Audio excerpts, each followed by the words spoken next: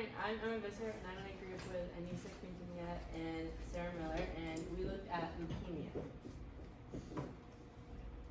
So leukemia is a cancer of the body's blood-forming tissues, including your bone marrow and your lymphatic system. And there are many types of leukemia that exist. Some forms are more common in children, and some are more common in adults. And leukemia usually involves the white blood cells. Your white blood cells fight infection in the body, so they're really important, and they normally grow and divide in an orderly way. However, with leukemia, the bone marrow produces an excessive amount of abnormal white blood cells that don't function properly. And treatment for leukemia can be complex and depends on the type of leukemia as well as other factors. So with leukemia, there's different classifications. And it's classified by the speed of progression as well as the type of cells that are involved. So, for example, the first type of classification is by how fast the leukemia progresses. So there's acute leukemia, and in acute leukemia, the abnormal blood cells can't carry out their normal functions, and they multiply very rapidly, so the disease worsens quickly. On the other hand, there's chronic leukemia. Chronic leukemia is when the blood cells replicate or accumulate more slowly and can function normally for a period of time. So some forms of chronic leukemia initially produce no early symptoms and can go unnoticed or undiagnosed for years. And then the second type of classification is by what type of white blood cell is affected. So there's lymphocytic leukemia, and this type of leukemia affects the lymphoid cells, which form lymphatic tissues, which makes up your immune system. And then there's also myelogenous leukemia, and this type of leukemia affects the myeloid cells. And the myeloid cells give rise to red blood cells, white blood cells, and platelet-producing cells. So when it comes to symptoms, leukemia symptoms vary depending on the type of leukemia. But the most common symptoms, signs and symptoms include a fever, persistent fatigue, severe infections, weight loss, swollen lymph nodes, easy bleeding, bone pain, tenderness, and also excessive sweating. And with leukemia symptoms, they're often vague and not very specific, as you can see, so it's possible to overlook early leukemia symptoms because they may resemble symptoms of other common illnesses, such as like the flu, for example. So when it comes to the causes of leukemia, scientists don't actually understand the why as to why leukemia happens, but it seems to develop from a combination of genetic and environmental factors. So in general, leukemia is thought to occur when some blood cells acquire changes or mutations in their DNA. And a cell's DNA is really important because it contains instructions to tell the cell what it needs to do. And normally the DNA tells the cell to grow and die at a specific time.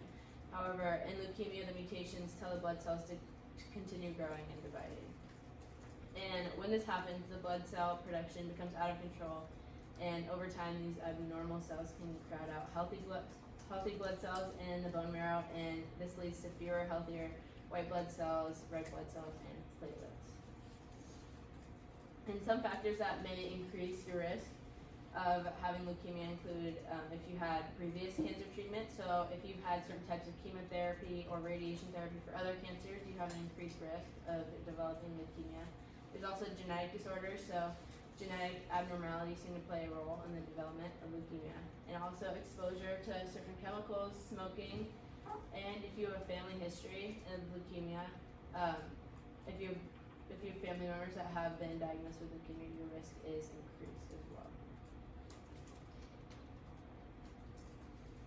So when diagnosing leukemia, we're first going to do a physical exam. Your doctor will look for physical signs of leukemia, such as pale skin from anemia, swelling of your lymph nodes, and enlargement of your liver and spleen. And then they'll also do a blood test. By looking at a sample of your blood, the doctor can determine whether or not you have abnormal levels of red or white blood cells. And then there's also a blood marrow test. So your doctor can recommend a procedure to remove a sample of your bone marrow from your hip bone, and the bone marrow is removed using a long, thin needle. And in the picture you can see a bone marrow test being done in the pelvis.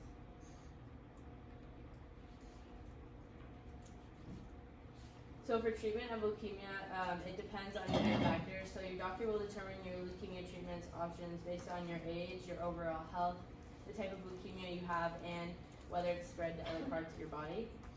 The first thing that they can do is chemotherapy. So chemotherapy uses chemicals to kill leukemia cells, and in the picture you can see a patient getting chemotherapy. There's also radiation therapy. Radiation therapy uses high energy beams to damage the leukemia cells and try to stop their growth. So during radiation therapy, you lie on a table while a large machine moves around you and directs radiation to precise points in your body. And there's also a bone marrow transplant. So a bone marrow transplant helps reestablish healthy stem cells in your bone marrow by replacing unhealthy bone marrow with leukemia-free stem cells that will regenerate healthy bone marrow. And you may receive stem cells from a donor, or you can maybe even use your own stem cells.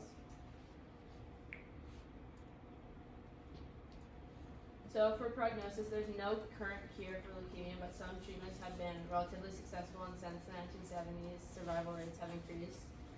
With having leukemia, I can't stress enough how important it is to not miss any follow-up appointments.